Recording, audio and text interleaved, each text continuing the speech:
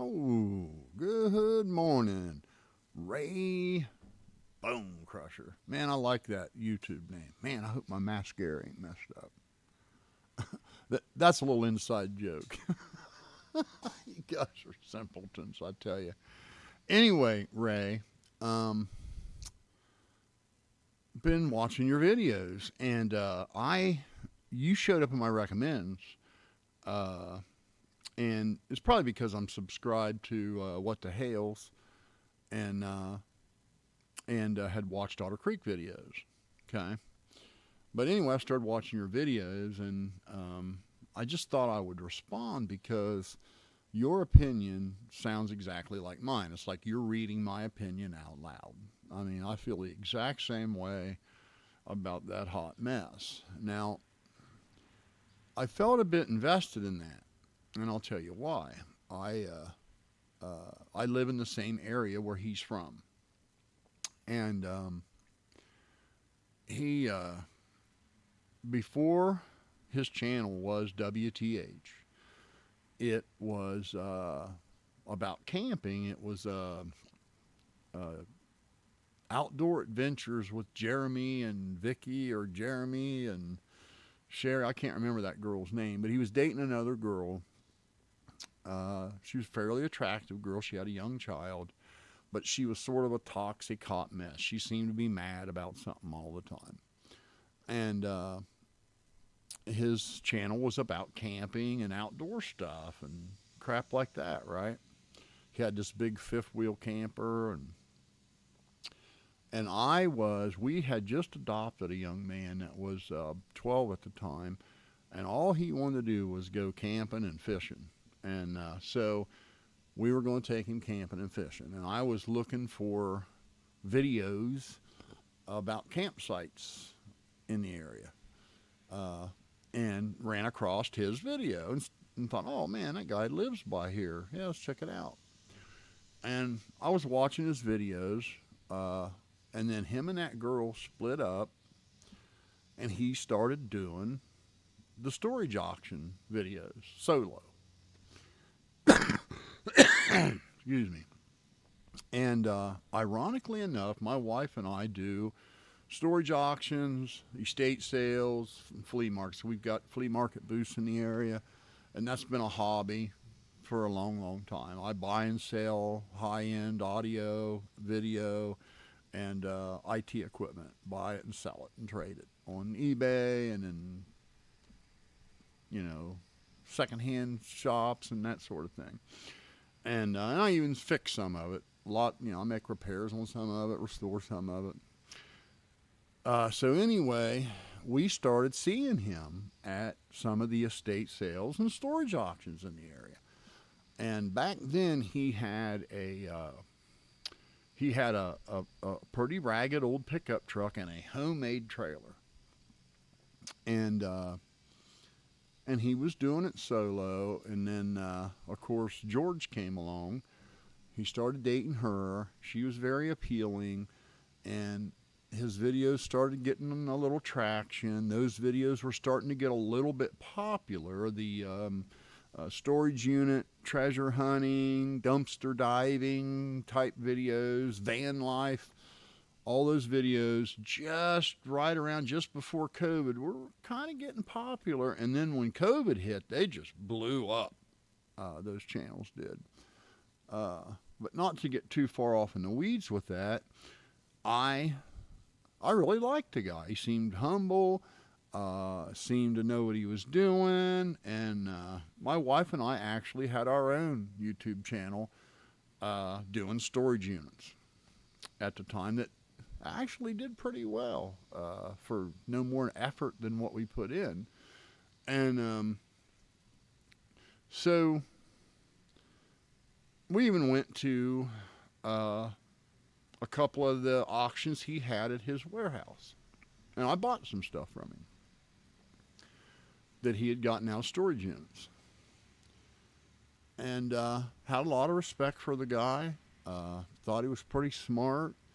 And, sort of became a loyal fan to his channel. And then, like I say, COVID hit. Several years went by. He did pretty well. Then COVID hit, and he really done well. And then I started noticing the big head setting in. I think once he hit about 100,000 subscribers, there started to be a change there. And then when he got through the end of COVID and had 500,000, he really got big-headed. I mean, it was like constantly had to mention his money. And the charity stuff, really, I started losing respect for him. I lost a little respect for him when he had rented a warehouse space in this old raggedy building off a guy. And I don't really believe all of Jeremy's story on that. I really don't. And because it defies, and you're probably like me. You're an old guy like me, right? If it defies logic, it's probably not logical. And if it smells like crap and it looks like crap, well, it's probably crap. And supposedly he was renting this, said he was renting and had a lease on this warehouse space in this old building. But only the indoor plumbing never did work. And something about the door that wasn't right or something all the time. Like there was all these times the door wouldn't work or something. Now, you and I both know, if you were legitimately renting a building and the toilet stopped working or the water stopped working or the lights weren't working right or the door was sticking all the time, you would expect the landlord to fix it, right? And he was just living with this stuff, which told me there was probably some under the table crap going on. Well, my gut opinion was right. There was some underhanded crap going on because that building belonged to an old lady who her husband had hired a guy to take care of these buildings. Just make sure nobody's breaking into them, go over there, cut the grass, that sort of thing. And he, under the table, rented Jeremy space in one of them without letting the owners know he was doing that. Allegedly. That is what the family said. This elderly woman's family said. Well, when her husband died, she wanted to sell those buildings and just, get rid of all that bloat and go live in an assisted living space and all that. And instead of Jeremy, so when she found out he was there, she was surprised that someone was renting it, and she wanted him out because she was going to sell it. And instead of him going after the guy that supposedly rented it to him with a lease, as he said, he decided to go in on the old lady and humiliate the crap out of her and drag her through 2 years of court. And he lost that suit, by the way, and then lied to his fans about it. He lost, flat out lost. And he had to get out. He was not there legally. And he never told his fans that. He sort of led them to believe that it was just all everybody else's fault. Long story short, and of course this is all alleged from the family, right? So I sort of lost respect for him because he really went in on this old lady who was very old and easily fooled and didn't understand a lot of things. And he gave her one of the rotten nicknames and all that crap and made all these videos that he then monetized. But I was sort of forgiving, and then, he started doing the damn clickbait titles, you know, that, like, I bought a storage unit and I found bodies in it. And then turns out it was a goldfish that was in the bowl and died. I mean, that's the body. And so that started to wear a little bit thin. And then he would do these acts of charity, okay, these Restorage the Love videos. And in fact, I just had a bit of an exchange with a guy that has a YouTube channel that does towing in a tourist area. And he's basically a parking lot pirate. Okay, he, family comes on vacation, they park where they think it's okay to park, and actually it's not okay to park there, and then he comes and tows their car, holds it hostage for an exorbitant amount of money, and then records their reaction when they're calling him to find out how to get their car and how much it costs. He then records their reaction when they hear this exorbitant amount of money. And then, now picture this, you're on vacation with your kids, right? You save some money. You're on vacation with your kids. You get there at night. You check in the hotel.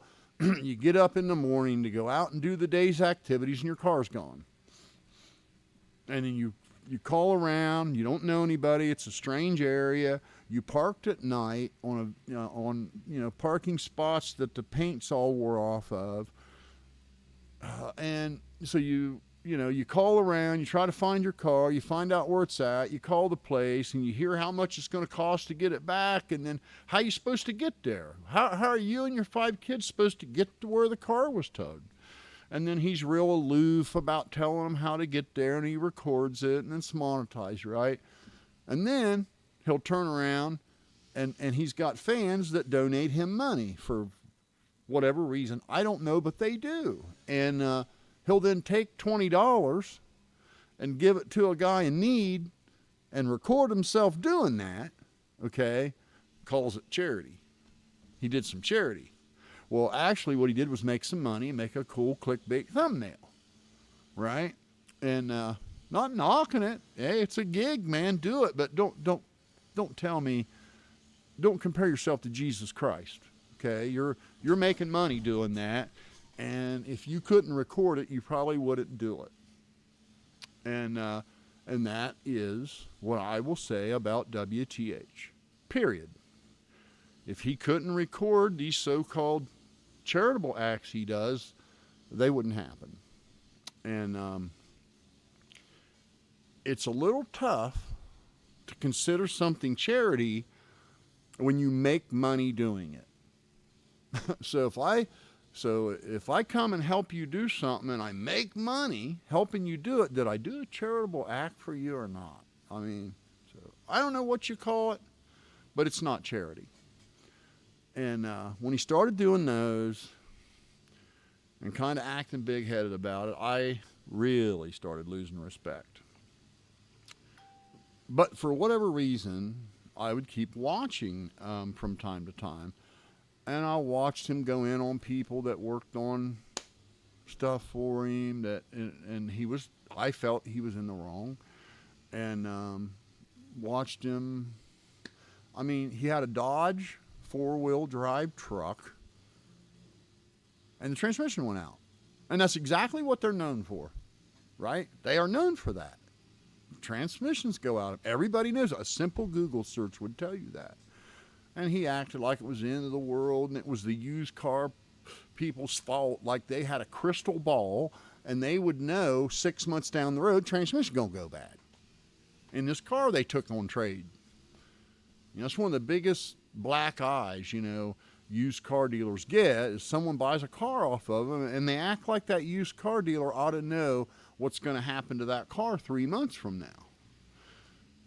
It's just impossible. You wouldn't know. You take it in on trade, you drive it, it seems okay, you put it on the lot and you sell it. You know as much about it as the person buying it. And for some reason people think, they know it's going to go bad in 5 months, and they screwed him. He screwed me when he sold it to me. So he was doing that kind of crap, which didn't set well with me. And then so now we get to Otter Creek. And if the people that owned the property before him, and this was my opinion, Ray,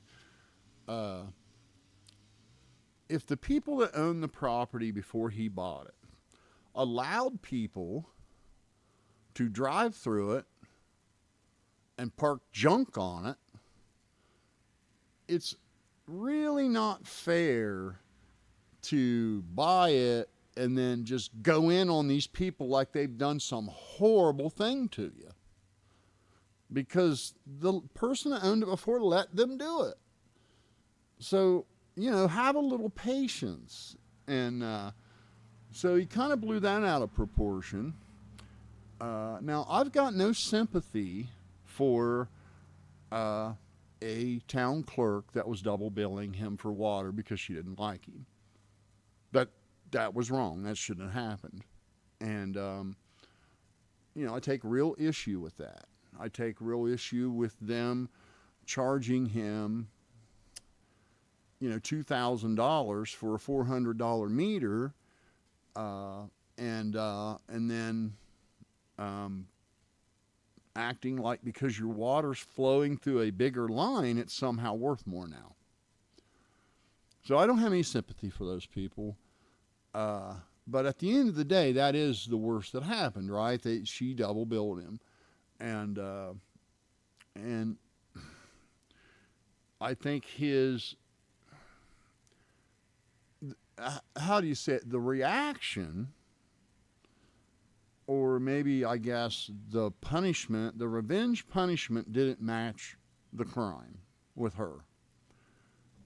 I mean, to want to, ramrod some lady into jail and completely destroy her reputation and credibility in a very, very, very small town, and then record it and monetize it and make money off of it is icky at best, right? So I'm with you on that.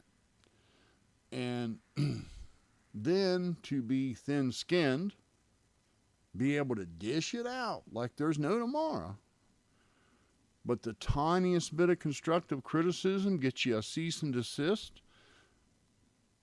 I'm sorry, man. And I'll tell you, Jeremy, if you watch this video, you've lost a subscriber that was with you clear back when you were doing camping videos.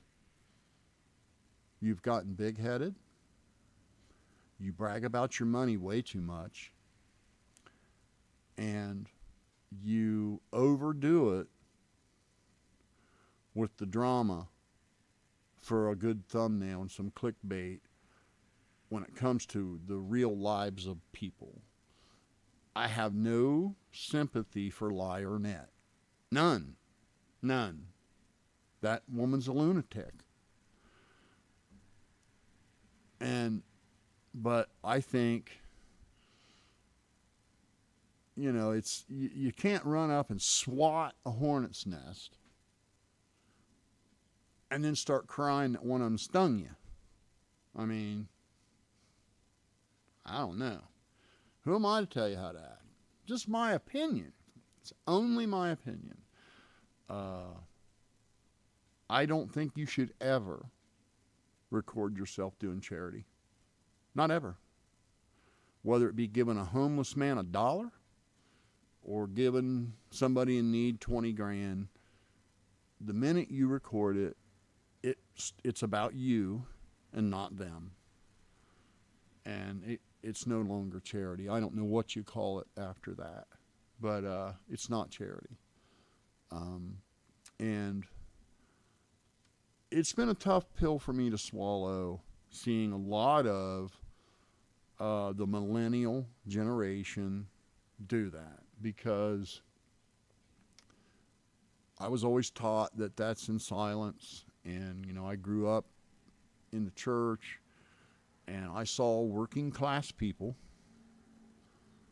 donate money every week religiously in total silence that would pay for a new furnace for an elderly lady in the congregation, put a new roof on some widow's house, buy some clothes and shoes and stuff for a family's house that just burnt down and they lost everything. And they donate their entire life. Working class people just like me and you, that they're paycheck to paycheck every week. And they don't have any need to record it. They don't have any need to let anybody know they're doing it. And there are churches like that in every community. So when these YouTubers, this new social media generation, always records this charity and they get all this sainthood showered upon them for doing it, it grates me. I'm sorry, but it does. And I'll tell you, Ray, I have to tell you, and I'll warn you now, these YouTube streets can get mean, right? And he's got a lot of loyal fans, so you're gonna get some haters. But the hater views count as views, the same as the supporters do. And I had to laugh at that guy in your comments that went on that diatribe about your shop lights. Of all the things in the world to to carry on about, he's carrying on about your shop lights like he somehow committed a crime plugging in a light that was meant to be plugged in. And when he started quoting all these OSHA regulations to you, and you're in your home garage where no one works, I had to laugh about that, brother.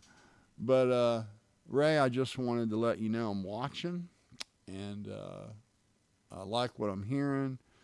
And if he does send you a cease and desist, he's going to lose some people over that. He's going to lose some support over that, because that would be about as thin-skinned as you can get, and there's just no need for it. I mean, if you want to put your whole life, good, bad, and ugly, all over social media, then you've got to be willing to take some criticism without trying to sue everyone. I mean, it's just how it is. So keep the videos coming, dude. I'm watching, man. Love that YouTube name, Bone Cracker. Peace out.